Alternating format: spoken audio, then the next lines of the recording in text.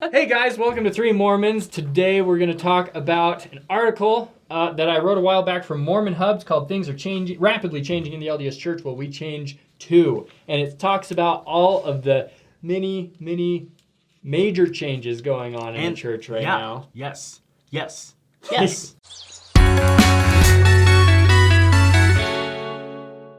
a great article. If you want to read along, it'll be in the bio. Yeah. It's in there, so and if you have been in the church for a while, you know of these changes. You know. I'm gonna punch you. The new prophet, President Russell M. Nelson, has made a lot of new changes to the church, and we're just going to talk about them. Right. Really exciting things are happening. But also some of them even precede him. The first one we're going to talk about happened back at the beginning of 2017. So when I was a missionary, we had nine key indicators that we had to keep track of every day, and they were just statistical reports that we would report to our leaders, and they'd report to their leaders, etc. Oh boy. A lot of numbers, and it got in a lot of missionaries' heads. Doing missionary work became very much so about getting high numbers, but not really serving the people as much as we should have been. And so the prophet nixed like more than half of those indicators, which is a big deal for missionary work. So now there are only 4 stats that they keep track of, missionaries. Number of new investigators, number of investigators who attend sacrament meeting, number of investigators with a baptismal date, and number of investigators that are baptized and confirmed. So that relieves a lot of stress, and it refocuses missionaries on what truly matters when you're on a mission, which is serving the people. So that was a wonderful change, but it hasn't been the only change. That was the beginning of a long slew of great things happening. Could you say that, if you're just looking at numbers, then, it's almost like really hard to do it. You could call it like mission impossible. More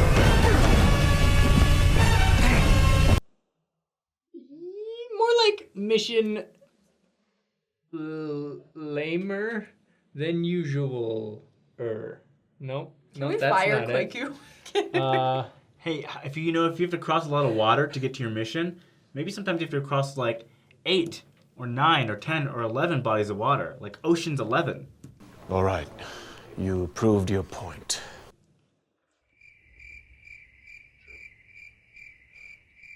That was tangibly awkward. Yeah, let's move on. Also, if you're familiar with the church, you know that for a long period of time, we were very into Boy Scouts of America. Mm-hmm. I myself was a Boy Scout. An Eagle Scout? An Eagle Scout. Wow. I myself, on my honor, was a member of the Cypress Ranch High School Theater Troop 7372. I didn't do Boy Scouts. My parents would not let me.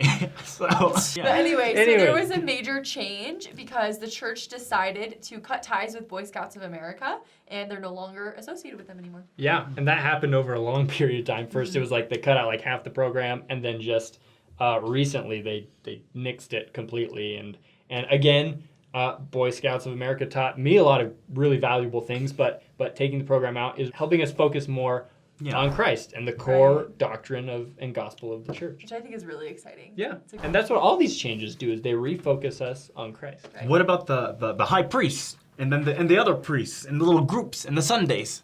So this happened last conference, and I mean, basically what they did is President Nelson got up. I think it was President Nelson, right?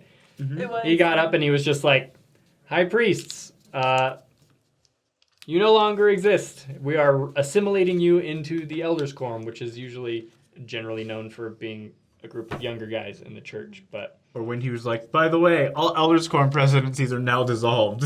Yeah. And everyone's like, "All right, prophet just fired me from my calling," and that's that. Yeah, on live television. Yeah. But I mean, it's great because it's simplifying. Another thing too with the high priests groups dissolving, my husband was telling me how it's really exciting for him because now he, as a person in the elders quorum, is going to have people in the high priest quorum come in and be like mentors, because the high priests are older and more experienced and wiser or whatever. And so now my husband is able to have people in there who they can learn from too. Mm-hmm. So I think that's a really cool change. Another change that also came was ministering, which is so exciting. I love ministering. So basically, if you're familiar with our church, previously we had home teaching and visiting teaching. And recently, we changed that to ministering because with home and visiting teaching, your assignment was to visit these families at least once a month. But what it was turning into was more like a mad dash to get in the door before the 30th of the month and just check off that I did that calling, whatever, we're good. And ministering doesn't have that kind of deadlines. It doesn't have anything specific that you have to do. Like, you don't need to visit. You can bring them cookies or go get manicures together. You guys probably do that. That's what I'm going to do with mine. But it makes it all different, and it's less strict, and it's allowing us to just focus on the people more and to serve them and not just be there by obligation. I would say that I've been in the church, I was baptized at 8 years old, so that makes it 18 years. I've never seen this amount of and changes on this scale happen ever. So it's really exciting. Right. Well, it sounds now. like it's part of a bigger thing, which is changes in our church. You think we hear in our church and all Christian churches, God is the same yesterday, today, and forever. So why does the LDS Church have so many big changes happening? From polygamy to priesthood bans and liftings to missionary age changings, all this stuff. Why are all these changes if God's the same yesterday, today, and forever? Well, you tell us. All right. Well, it's good that you've asked that question. Hi, my name is Kwaku L, and I'm here to tell you about changes within the Church of Jesus Christ of Latter-day Saints. There are many changes that happen within dispensations. For example, there are many changes from Noah to Moses, many changes in the Levitical law and things of that nature. The change from the law of Moses to the law of the gospel. These changes took place, but did not negate God's eternal existence, nor his divine authority over the world. However, since humanity changes, that also means God's revelation must be exact and must be for the time. Thank you so much for listening today. That was great. I really liked that, That was voice. that was really good. I'm The weirdest thing I've ever done. impressed. Yeah, so essentially... That was the weirdest thing you've ever done? No, let me tell you the weirdest thing I've ever done. It's probably on camera. But there are things that have happened in all of church history that are different. Things have to change. But that doesn't mean that every time there's a change, God's authority is like, oh, well, I'm like a different person now. But since the world is evolving and people are living, then we can't be operating in the exact same revelation from 2,000-3,000 years ago, right? God is living with us. To believe that God is living is to believe that God has revelation that's going to change. And so it's not that we believe the nature of God is different. We just believe that God's living and we're living, so there's going to be certain things that change, and that's totally fine. Right. And there's going to be changes from God, and there's going to be changes that are just from policy of the church. There's going to be changes. If you're not LDS, there's been changes in your church. There's been changes in the Catholic Church, and the Southern Baptists, and the Jehovah's Witnesses. Everyone's gone through changes, and that's totally cool. Yeah. It's exciting. It is exciting. What are you most excited about? Leave us a comment because I'm excited about ministering because that is like my favorite thing. But let us know what you are most excited about and subscribe. Yeah, subscribe. Well, I'll do it like Mimi.